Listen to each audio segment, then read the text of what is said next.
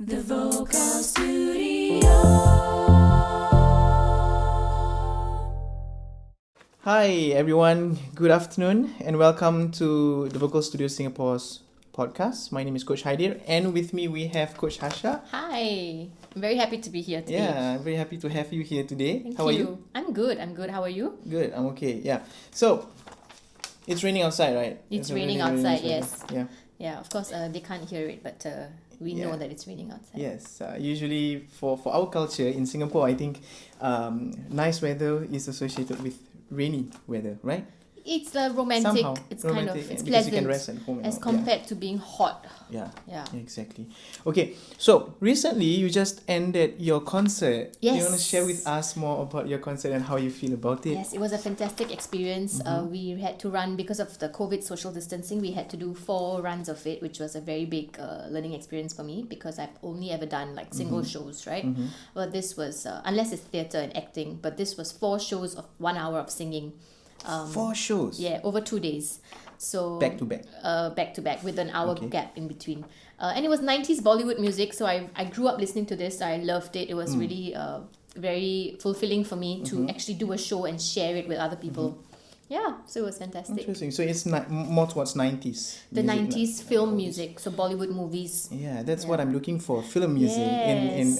in our culture, Yeah. especially in the Malay culture too. We build our music around film. Yeah. So and one of the influences is actually from Bollywood, from Okay. Hindustan songs. In case Okay. you didn't know, now Okay, now okay, we all yeah, know, I right? didn't know that, yeah. Interesting. So and back in the 1920s to 30s, we have this culture called bangsawan where we perform on stage. Okay. And we act, we sing, we dance, and it's somehow similar to Bollywood, right? Right, so it's like a musical, but this is on stage. Yes. But it's exactly what happens in films. Yes. So are you saying that the P. Ramlee films from that era were inspired by the Hindi cinema films? You are totally wow. right. Okay, okay. Exactly. So yeah, Wow. that was 20s, but Ramlee was in the 50s and 60s. Okay. Up till now, he's the most influential person Okay. in Malay music, and it's really interesting to listen to how he incorporated the instrumentation, the voice, and the way you sing it, right? The voice, and also the content, which is poetry. And somehow I feel there is similarity between that Definitely and there is. also Bollywood, Bollywood industry. The way you guys present the song, because I also grew up with Bollywood songs like Shah Rukh Khan, Shah Rukh Salman Khan, Khan, yes, Amir Khan, 90s. right? Yeah, exactly. Yeah, so yeah, we understand that you actually sang those songs. Yes, yes. How is it? Is it easy to sing Bollywood songs? Okay, so I would say it's easier for me because I grew up listening to it, and I watched his previous podcast. So he mentioned how he grew up listening to one CD with his family as well. So if you haven't checked out that podcast, go and listen to that. But Okay. so yeah, I grew up listening to it. So I would say it was when you listen a lot, you can imitate, you can recreate it. Somehow it gets into your habit or psyche. And so when I want to sing, I already have these certain this little melismas that we are about to talk about in Exactly, a while that already exist in my voice. So I was like, when I grew up, I was like, how did I learn this? And then I realized it's because I grew up listening to this. So it was something that I could do easily, but my other friends who grew up listening to pop English music could not do it with that much of ease, and so they found it amusing. Yeah. So I mean, not to be funny, but they would find it even funny sometimes because Yeah. when I would go to karaoke and I would sing English songs, I would put in the melisma and they would be like, whoa, like that's different or that's Yeah. special, or sometimes it would be funny. It's the tradition of Bollywood and melismatic singing. We right? can say that it is, but see, Bollywood music is film music, it's commercialized, right?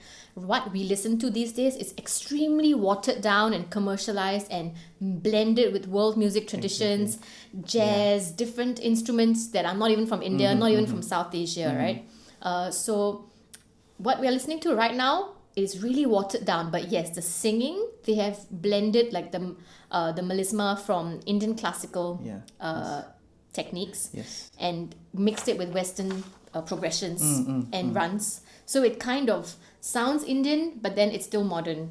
What's the difference between the Indian culture and also the Bollywood culture? Because from what I feel, it's really not in the part of Southeast Asia region, because it's part of Indonesia, Malay, Malaysia and also Singapore. Yeah. But the Indians bring it here. How different is it, the Indian culture and also the Bollywood culture and singing? Okay, so I mean, of course, what we call modern day India used to be South Asia, right? So it was all the same. If you can say that it was considered the same country, if we had the notion of countries, but there were different dynasties or rulers in the different places, right? You mentioned about in the Malaysian music as well, there was the Sultanate, and then there will be Correct. performers for them. So drawing parallel, this happened even before when it happened in Malaysia, in Singapura, whatever we called it, right? Temasek. Temasek, that's right. Oops. We call it Temasek. So even before it happened there, it was already happening in South Asia, and I'm sure in other European places as well, right? So the higher traditions, or the people who were learned, right, they actually had oral tradition. And so the Hindustani classical music, it actually dates really, really, really old. And it was actually very rag based, so there are scales, there are many scales, so to say, and they have their own rules, and like they're based on a certain time of the day. They're connected to certain emotions, so that was like the high culture, so to say, right? Then on the other hand, we have folk music, right? In the villages, in the small towns, within families, they have celebrations, they have sad occasions, they have songs for the birth, songs for marriage, songs for a girl becoming mature. Pretty much everything. Every single thing, you know. If I'm sure they were singing in the farms as well. So when they have songs for farming, they have songs for religious occasions, and for you know, when it's time to harvest the crop, they've got songs for that. For everything, right? So that is like folk music. And that is considered, it's not so high culture, it's not so proper, it's not so structured. It's just whatever they had access to, whatever instruments they had, they made the music. So, and their singing was also very raw, but they also had melisma, because they probably heard it from somewhere, and they are influenced with it. So they, you know, they must be hearing it somewhere, and so they are passing it down as well. And in Punjabi music, if I were to say actually what I'm talking about the folk culture, it's connected to Punjabi culture, because they were the farmers, right? In the northern part of India. I can only speak for Hindustani music and northern part of India, because my roots are from there, and I studied more about that. So they actually had to be very loud to shout across the fields. I see. So they were habituated to have very loud voices and to sing very loudly, so that people far away can hear them as well. Similar to opera? Somehow. So opera is a very different, somehow. Yeah. But opera is because of more, actually I'm not sure what the history is, but in the theatre basically you're not mic'd up. So, but I don't know what the historical context of opera singing was. To make it to simplify it, I think it's about the way you present it over, because you don't have microphones. That's it. Right? Yeah, that's the similarity for sure. So, but it's also very rough and coarse, you know, that it's not like, oh, I got to be careful with my voice, I got to sound gentle or beautiful. It's more about, I have a message, I have a feeling, I want to emote this, and I need it to get to a lot of people and far. Yeah, speaking of the message, what is the message about? Because in Malay songs, right, we divide it into three categories. One is about love. Second one is about patriotism. So between these two, if the presentation is strong and very harsh, it's, I assume it is more of nationalism. Oh, it doesn't have to be. Doesn't have to be. No, it doesn't have to be. That's art. Okay. Yeah, that is art, right? Cool. So it is actually, it could be anything. It could be love. When we talk about folk traditions, like I told you, it could be really anything. Love, romance. But of course, in the past, people were more conservative. So they will use other words to replace things. When we can't just sing "I love you, baby." It has metaphorical, yes, exactly. Yeah, okay. So they will talk about flowers meeting. Okay, this is what old Hindi films used to do, because most of them, they have romantic stories. So they will always show the flowers on screen, and even the lyrics will be like, oh, our love is like the blossoming of flowers, or something of that sort. So it's very metaphorical. So the folk music, it could really be about anything.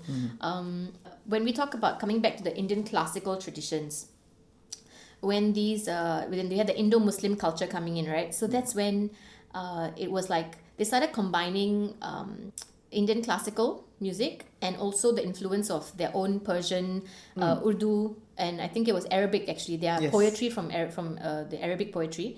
They used to they started writing stuff that was meant for the Indian region where people were speaking Hindi, Urdu. They used to call it bridge bhasha. So Hindi, Can I try to pronounce that? bridge, Bridge. Bhasha. Like the bridge. yeah, like Bridge bahasa. bhasha. So Bahasha? yeah, so language. Bhasha is language language. similarity. Yeah. Bahasha. Bahasha means language, right?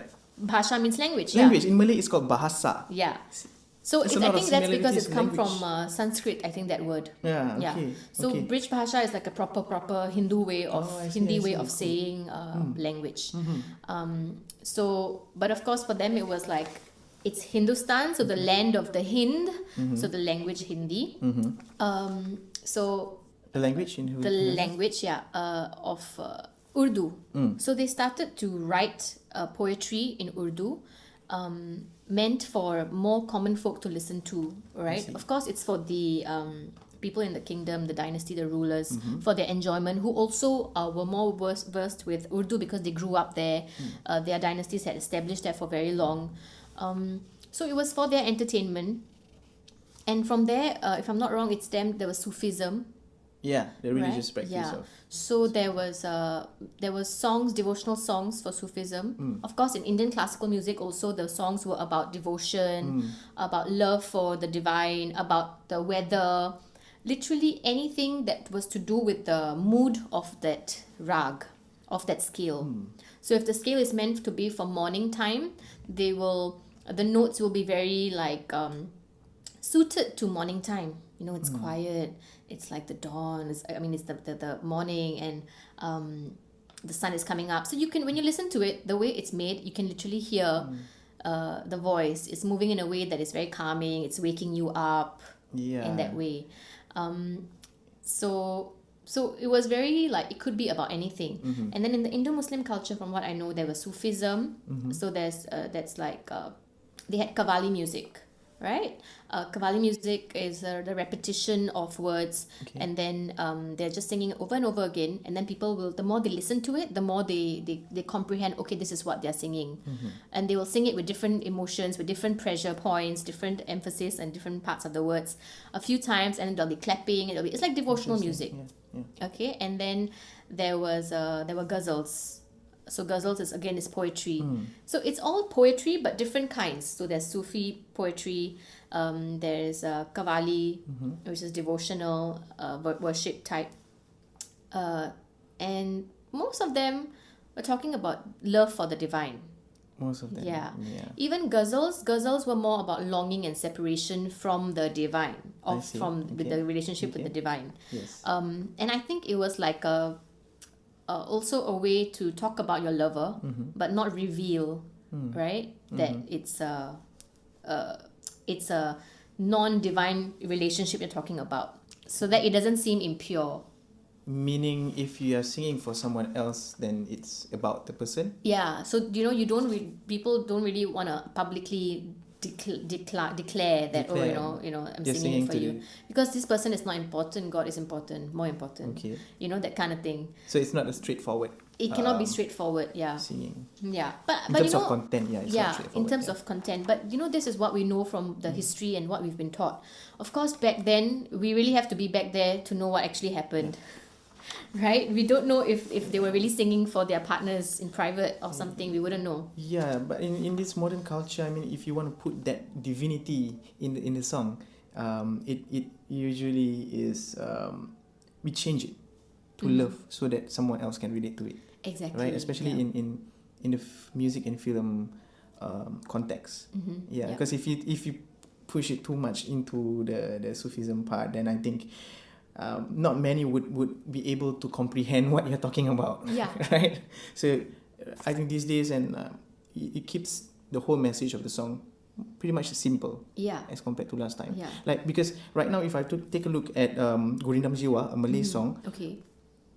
as someone who is born in the 90s, looking back at a song that is being composed in the 50s or 60s, it's very deep for me to understand. Okay. So I think that's one of the reasons why the songwritings and also the content is being changed to fit the current culture that we are currently in right now. Yeah. Okay, so bring back over to the ghazal. Malay music has ghazal too. See, I think it's quite similar because we sing about divinity and about God and Yeah. everything. But what's the instruments like for Okay. Hindi music? I know there's always a harmonium, at least in Okay. modern days, and I think even up to like, I mean, if you talk about the 19th century, 20th century, it's mostly, I mean, modern times basically, it's mostly harmonium, tabla. So I am not aware of like way ancient what they used to play with. I know that during the time where this ghazal culture was coming up in the time of Amir Khusro, so he Amir was the Khusro. big father of like Urdu poetry, so to say, right? There are a few they mentioned, but the one of them, he actually transformed the one of the instruments, Indian instruments, and he came up with the sitar. Is it the sitar? That was in my head, sitar. Yeah. It's So similar I think the to sitar, and then there was another instrument that he came up. He changed it from 5 strings to 3 strings. Oh, So okay. it became a different instrument. Yeah, I think it's sitar. Sitar was the Okay. 3 strings. It would be interesting to listen to a song, ghazal song that I know, and a ghazal song that you know. Sure. Should we try? Yeah, to let's do that. play Let's the do that. song? Okay. Okay, let's use my phone. Okay. But I can look up the other one. Yeah. My one. Okay. Also. But it's gonna be a modern rendition of it. This one, it's 2000s, Yeah. early 2000s. Okay. Okay, one is called Ghazal Untuk Rabi'ah. Rabi'ah is a lady's name, Okay. but we all know when we talk about Ghazal, then we are actually writing about love for the divine. Okay. Right? Okay. In actually, I would like to clarify for the Hindi, for the Urdu and Hindi culture right now these days, ghazals are actually not always been about. They were about the divine, Okay. but then it also became about love, longing, and separation. Yeah. So it's like the context is Okay. you're not singing for some very important people. You're singing for your friends, or it's just a gathering. It's like a Yes. mehfil. Okay, and in this mehfil, you're just singing your pain and your emotions, and you're sharing it with other people. Are they dancing also in the Ghazal performance? There could be. So there's this tradition of Kathak, or the dance. So it's like it's once again, it's not proper classical dance, but it's considered like a more entertainment. It's very Yeah. emotive, and they're expressing they are trying to dance out the emotion of the song, but mostly it's very it's a bit sensual. It's a little, because you're expressing your emotions on your face for And people you're to smiling watch, also, and you're right? smiling, and Yeah. like for women to do that in front of men, it's considered pretty sensual, right? You're expressing Yeah. your feelings freely. So from conservative, the high culture was very conservative, like, oh my gosh, if you can't dance in front of men. If you do it, it means you're a courtesan, or you're a we wouldn't say prostitute, but that was the idea back then, right? When the British came in, they kind of labeled these arts as being prostitution, but it wasn't prostitution. It was just more of like high culture of dance and emotions, and sharing it with certain Sharing it. high It's about sharing and high-class engaging men. and interacting It could be seen and as putting everyone prostitution. together in a culture to Yeah, but it's fun. the dance kind of became, the art form kind of became muddled with prostitution.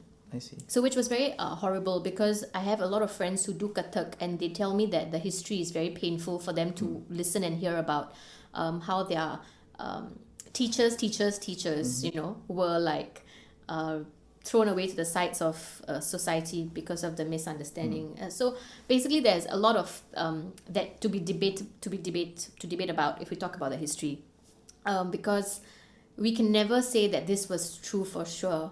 It's the whole of South Asia is so huge. Yeah. So, but okay, coming back to our ghazals and what remains of the ghazals, right? The poetry. So Yes. basically, it's longing, separation, desire for Hindi and Urdu. What about Malay? Is it only for divine? No, it's not only for divine. We have this term called Zapin Ghazal, Okay. where we actually use these Ghazal instrumentations and also the poems in the song to perform for Malay dance. Okay. Because basically for whatever songs or performances that you go to Esplanade or the indoor or outdoor concourse everywhere, when you see Malay ladies dancing to the songs, they are actually performing to ghazal music. Oh, okay. Yeah. All Yeah. right. And it can also be about love. Okay, I see. It's not limited to just divine. So Right. it's open to everything. Okay, all Yeah. right.